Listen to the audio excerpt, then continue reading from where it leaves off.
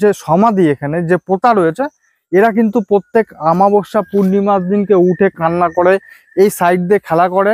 নদীর ওপারে নাকি মহিলা ভূত থাকে, ভিক্ষা করে নিয়ে আসে, তার কাছ থেকে নিয়ে কিন্তু খায়।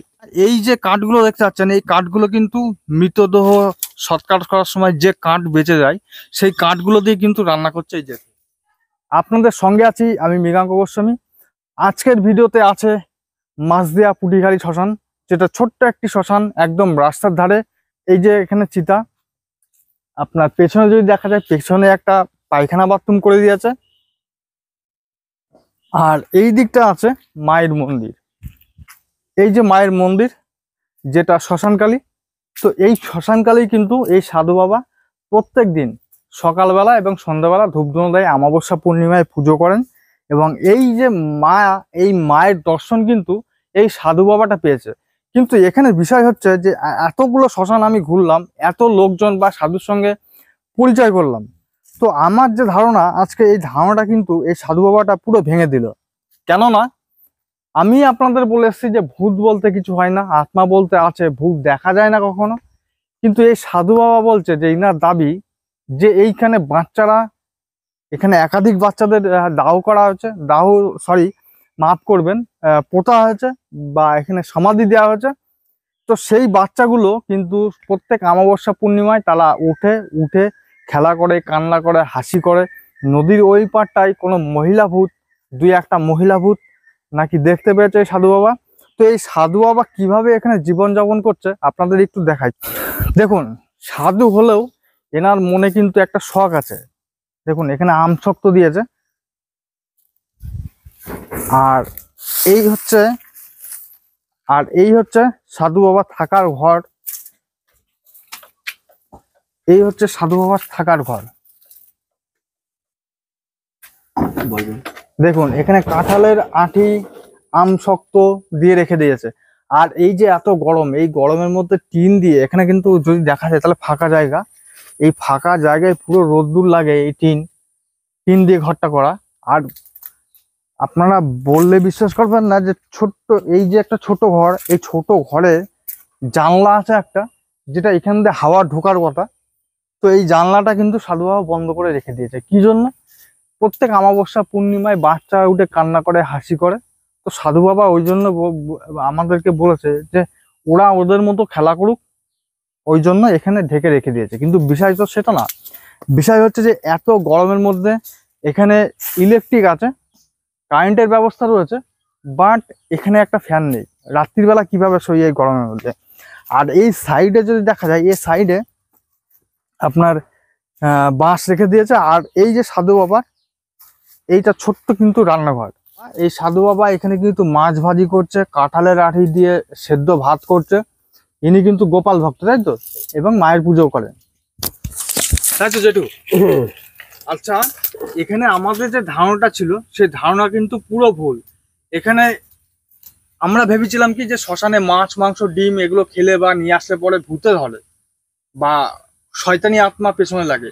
কিন্তু রীতিমতো এই জেঠু কিন্তু এখানে মাছ ভাজি করছে, কিন্তু একা একাই এখানে থাকে। তো এই জেঠুর মুখ থেকে আমরা শুনবো যে এই যে শ্মশান, এই শ্মশানের ঘটনাটা কি। তো জেঠু, আপনার নামটা কি? আমার নাম হচ্ছে বিক্রম দাস। বিক্রম দাস। আচ্ছা, এই যে আপনি গলায় যে একটা কাঠের মালা পড়েছে, এটা কিসের মালা? এটা তুলসী। তুলসী? এটা রাম তুলসী না এমনি? এমনি তুলসী। এমনি তুলসী, তাই তো? আচ্ছা, আমি শুনেছি যে ওই যে শ্মশানের ওই সাইডে বাচ্চাদের যে সমাধি দেওয়া, যে পুঁতা আছে, তো সেই বাচ্চাগুলো নাকি প্রত্যেক অমাবস্যা পূর্ণিমায়, হ্যাঁ, এটা অমাবস্যা চলে গেল তোমার সোমবারে। হ্যাঁ, সোমবারে লাগিয়েছে, মঙ্গলবার দিন পুরো ভরা অমাবস্যা ছিল। হ্যাঁ। তো ওরা কি করে? ওই খেলা করে, কাঁদে, দুধ খা বাচ্চারা। খাবার চাই আপনার কাছে? না, শুধু খেলা করে আর কান্না করে, তাই তো? হ্যাঁ। আচ্ছা, আর তখন আমি বলি মনি কি দাম বাড়ছে, মা না বাবা, তখন চুপ করে থাকে। আর কোন কথা না, আমি যে বলি যাই একটু বকা দিবা না সকালবেলা, আর কোন কথা না, চুপ। আচ্ছা, আচ্ছা। আর শুনলাম যে আপনি নাকি ওই নদীর ওপারে মহিলা ভূত দেখেছেন, তাই তো? ওরা কিছু করে না আপনার? না, কিচ্ছু বলে না। এর কারণটা কি? আচ্ছা, আচ্ছা, আপনার ভয় লাগে না যেটু? না, আমার কোনো ভয় নেই। আচ্ছা, আপনি ভূত দেখেছেন, এর সঙ্গে সঙ্গে নাকি মায়েরও দর্শন পেয়েছেন, এটা কি সত্যি? হুম। তো মা আপনাকে কেমন ভাবে দর্শন দিল? ওই ভাব স্বপ্নে দর্শন না এমনি এমনি সয়। সামনাসামনি, তাই তো? হুম আচ্ছা, মায়ের যে পুজো আর্চনা এখন আপনার নিজেরাই করেন? হুম নিজে। ওই সকালবেলা দিতে গেছি, আবার সন্ধ্যাবেলা দেবো। হুম। আচ্ছা, মৃতদেহ এখানে মাসে কটা আসে? ও দুটো করে। দুটো করে। হুম। আচ্ছা, যেটু আর একটা কথা আপনাকে জিজ্ঞাসা করি, হ্যাঁ এই যে এত গরম, এই গরমের মধ্যে আপনার এই ঘরটাই তো আপনি থাকেন, হ্যাঁ তো এটা টিনের ঘর, হ্যাঁ, আর পুরো রোদটা কিন্তু আপনার ঘরে লাগে। তা লাগে। এখানে তো কারেন্ট নেই, আপনার ঘরটাই কারেন্ট নেই, বাট ওই দিকটা কারেন্ট রয়েছে। ওটা মোটরে ওটা খারাপ করে দিয়েছে না, সবাইকে বলেছে, কেউ গ্রাহ্য করে না, ঠিকও করে না। তা আপনি এই যে ছেলেটা আপনি রাত্রিবেলা এখানে শোন, তো আপনার গরম লাগে না? বাইরে থাকে।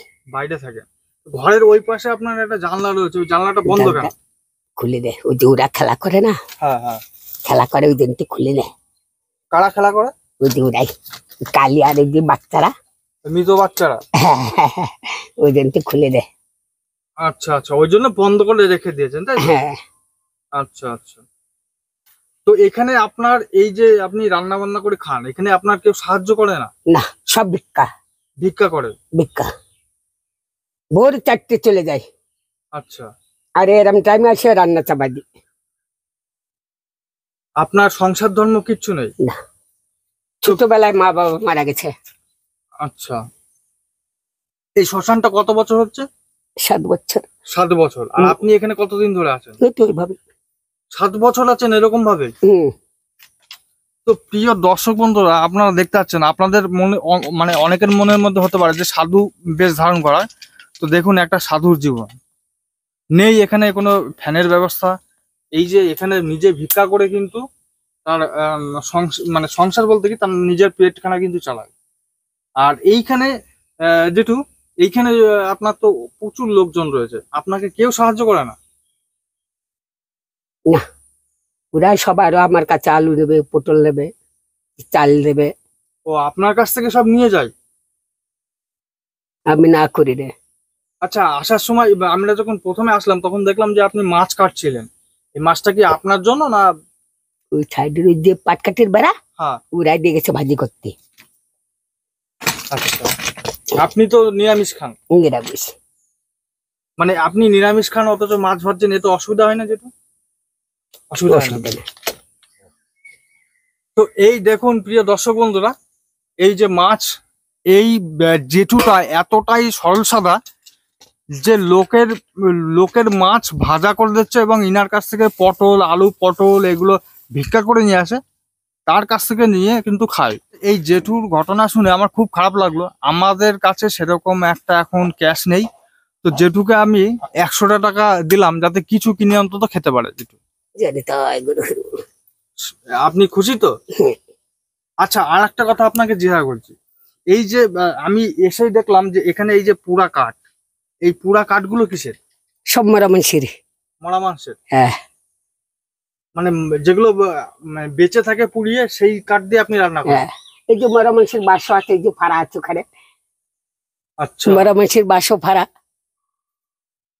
প্রিয় দর্শক বন্ধুরা, এই যে কাঠগুলো দেখতে পাচ্ছেন, এই কাঠগুলো কিন্তু মৃতদেহ সৎকার করার সময় যে কাঠ বেঁচে যায়, সেই কাঠগুলো দিয়ে কিন্তু রান্না করছে এই যে। এই কাঠ দিয়ে আমি রান্না করি। দেখুন একটা মানুষের জীবন কতটা কষ্টের হয়।